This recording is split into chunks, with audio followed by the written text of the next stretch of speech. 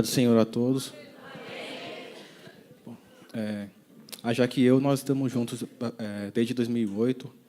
E ela tinha 15 anos, eu tinha 20 na época. E em 2011 a gente casou.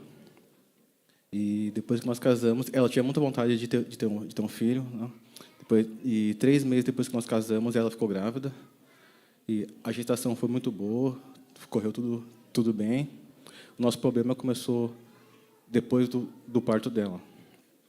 Depois do parto, ela teve 2 hemorragias, uma depois do parto e uma já no quarto do hospital.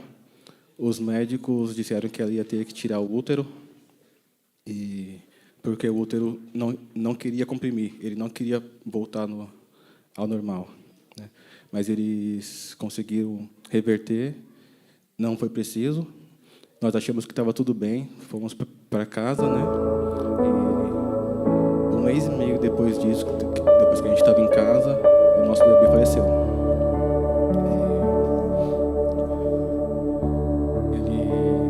Ele morreu dormindo, enquanto eu dormia do lado dele.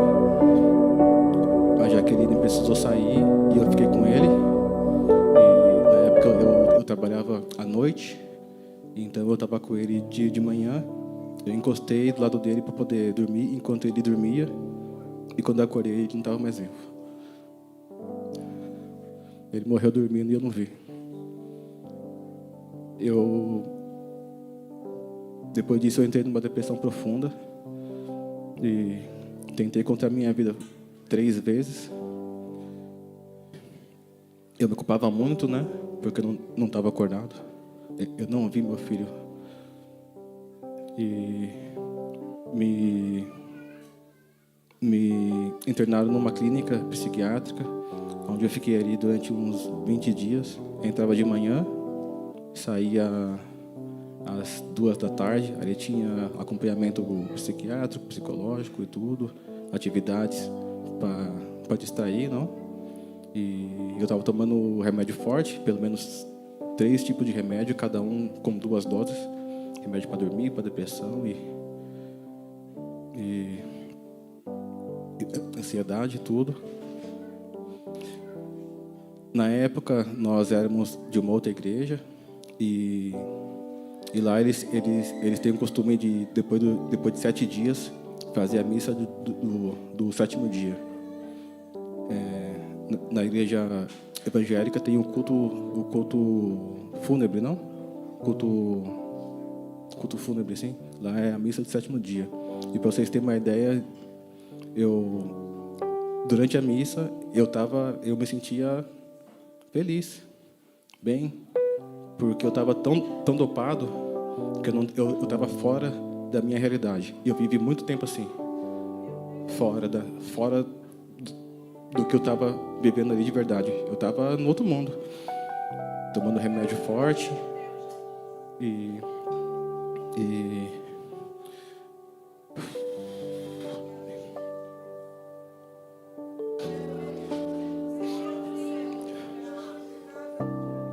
depois que eu consegui voltar pro trabalho, voltar para minha rotina, a Jaqueline, que estava firme até então, ela fez de tudo. Ela não falava sobre o assunto, ela não chorava, ela se manteve firme para que eu ficasse bem.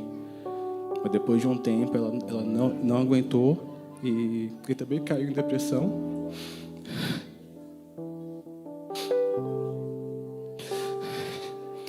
Na época, ela só tinha 18 anos e ela estava passando por tudo isso e ela aguentou firme. Graças a Deus.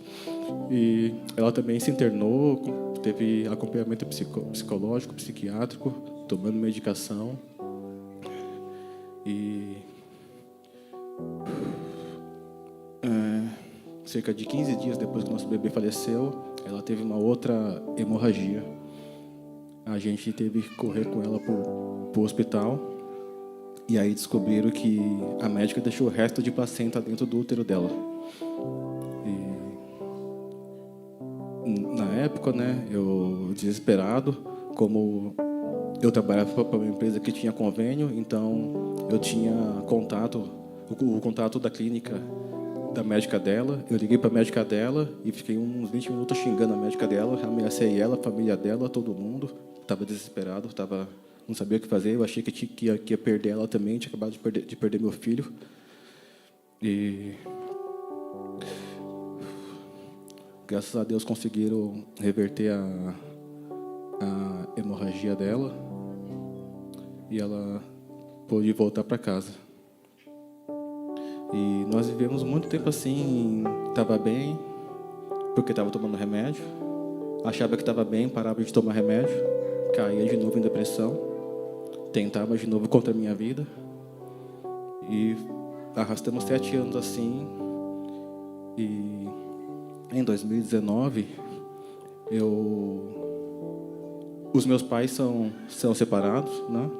Meu pai e minha mãe, meu pai ele é alcoólatra, e eu era o único filho que estava em cima dele, indo visitar ele. Os outros irmãos, não sei por que motivo, não ia ver ele, não queria saber. Botava a culpa nele, porque ele não queria saber dos filhos e só queria saber do bar, né? E isso me revoltava muito, né? E eu insistia para eles, vocês têm que ir lá ver o pai, e ninguém ia, e isso me revoltava. Meu pai e minha mãe, eles têm uma casa que a minha mãe mora nela até hoje, né? É uma casa grande que a minha mãe vive numa casa, no mesmo quintal tem um barracão comercial, que a minha mãe recebe aluguel desse salão, e em cima desse salão tem uma outra casa que a minha irmã estava morando. Os meus pais recebiam aluguel também dessa casa, mas a minha irmã estava morando porque estava passando um pouco de dificuldade, então foi para lá. E meu pai estava pagando aluguel num quartinho nos fundos de uma casa de uma outra pessoa, um quartinho muito ruim, e aquilo me revoltava. Eu falava, tem que dividir, cada um tem que ter a sua parte, e o pai está lá pagando aluguel e vocês aqui. Os meus irmãos todo final de semana faziam churrasco na casa do pai, e ninguém ia lá visitar o pai. E isso me revoltava. Até que um dia eu estourei e briguei com todo mundo. A única forma que eu sabia de resolver as coisas era gritando, xingando. Eu quase saí no soco com meu irmão mais velho. Uma briga muito feia que a gente teve. E aí depois disso aí a minha situação psicológica só foi a piorar. Eu tentei contra a minha vida de novo.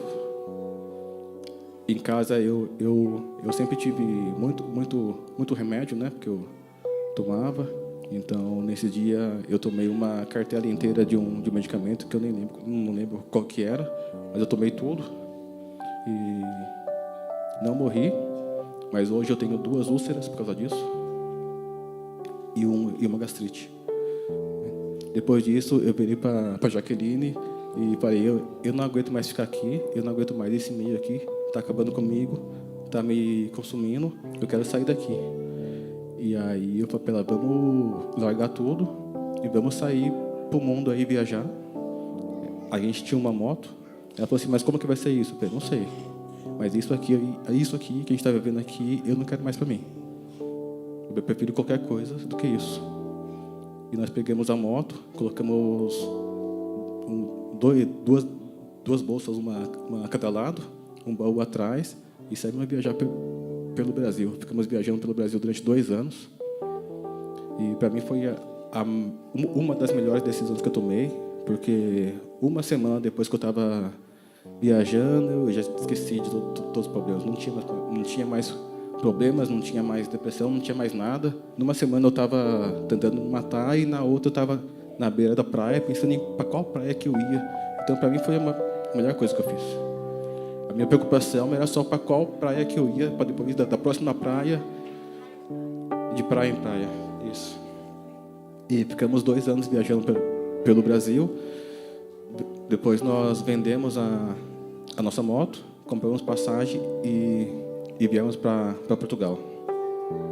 Aí de Portugal a gente veio fazer mochilão, então nós tínhamos uma mochila bem grande nas costas, barraca, saco de dormir, colchão, tudo.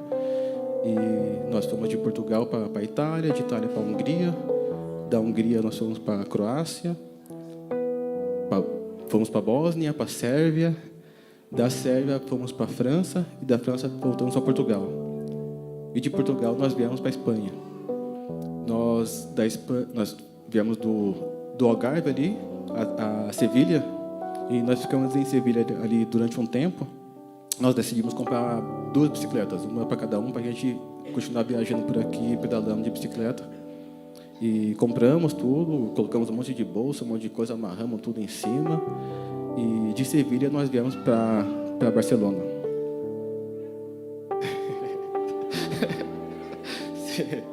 Sim. Viemos para Barcelona, e aí quando nós chegamos aqui, nós gostamos, porque tinha praia perto, e nós ficamos aqui na praia, sempre andando de bicicleta para cima e para baixo aqui, e nós fomos ficando, o tempo foi passando, eu virei para ela e falei, o que você acha da gente tem que ficar aqui para tentar uma documentação aqui, quem sabe, né? E ela falou, pode ser. E aí ficamos. Só que a gente viajava de barraca, não? Acampava nos cantos, nas praias, tudo. Então nós ficamos vivendo aqui em Barcelona durante uns 5 meses, dentro da barraca ainda. E nesse contexto, a Jaqueline ficou grávida.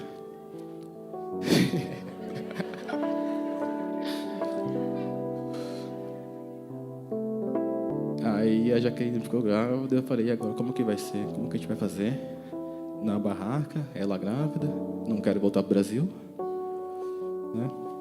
E aí, quando nós estávamos na Croácia, nós conhecemos um pessoal que eles fazem malabares pela rua, são artistas de rua, né, que falam, e fizemos amizade com eles, eles ensinaram bastante coisa pra gente, e com isso nós conseguimos também pagar a viagem, seguir viajando, ganhando dinheiro.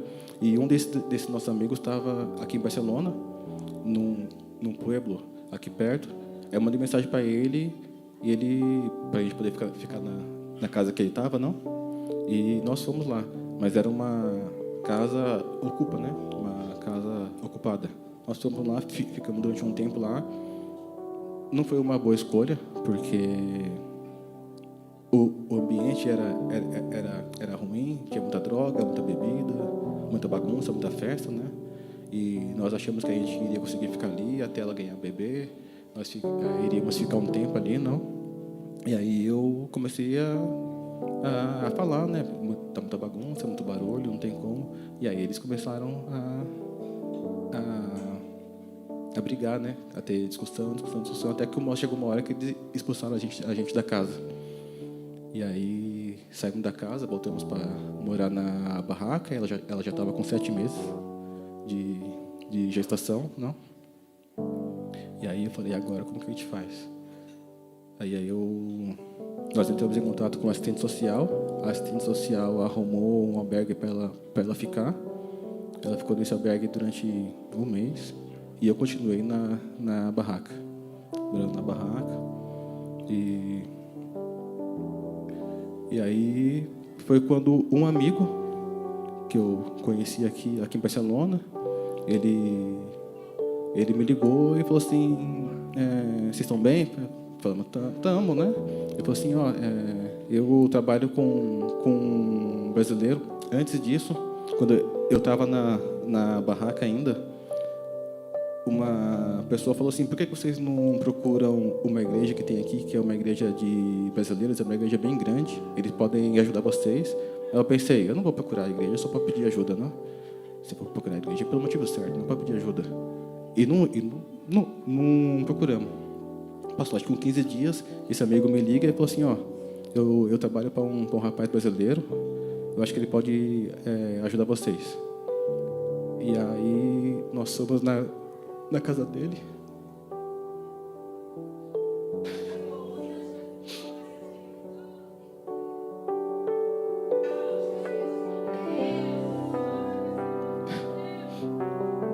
E aí ele me colocou em videochamada com o Duílio. O Duílio falou comigo, eu expliquei para ele a minha situação. Ele falou assim, eu posso ajudar vocês.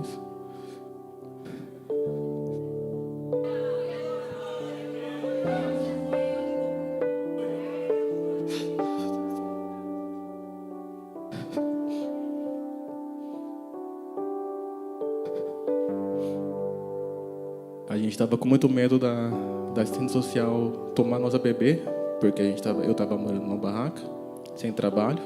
A Jaqueline estava no albergue, dependendo da ajuda da assistente social. A gente estava com muito medo dela tomar da gente a nossa bebê. E aí, graças a Deus, quando eu conheci o Duílio, conheci o pessoal aqui da igreja, Catrink, vocês arrumaram pra gente uma casa pra gente poder ficar, conseguiram o trabalho pra gente. Só tenho a agradecer a vocês.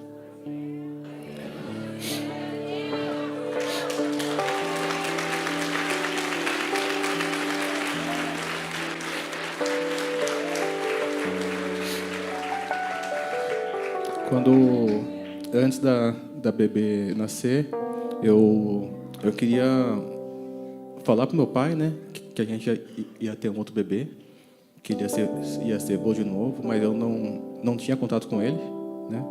Meu pai é alcoólatra e não tem celular, não tem nada, não está trabalhando, então se tivesse celular, ou teria perdido, alguém já teria roubado. Eu não tinha contato com ele, eu queria muito poder contar para ele, não? E eu pedia para os meus irmãos ir lá na casa dele, contar para ele, explicar. Ninguém ia, eu não entendia por quê, e revoltado.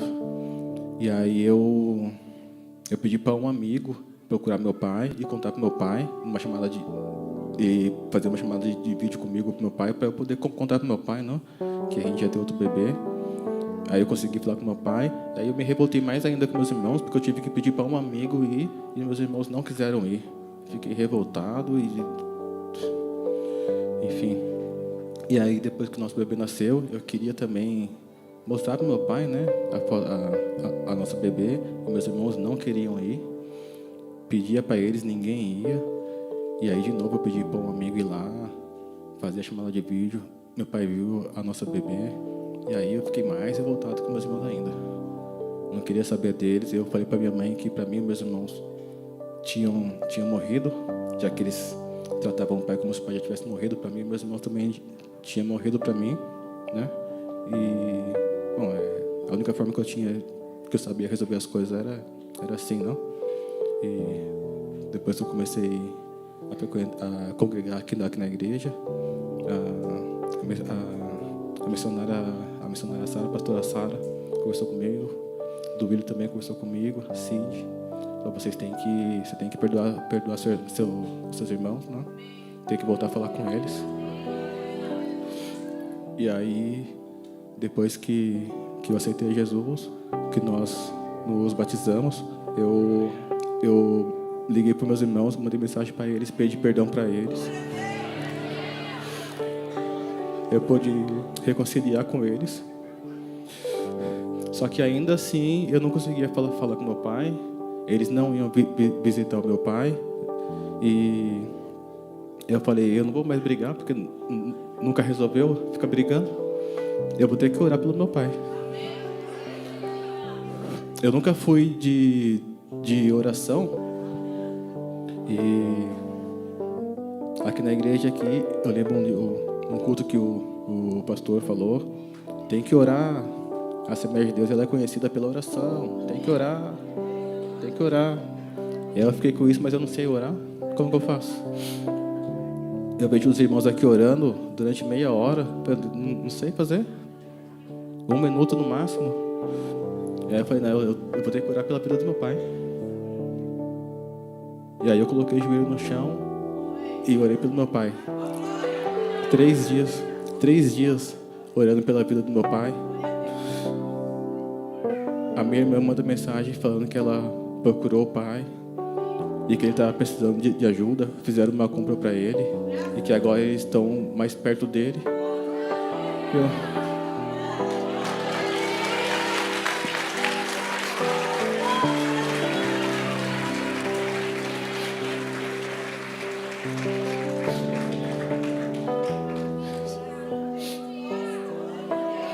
Eu queria agradecer a oportunidade.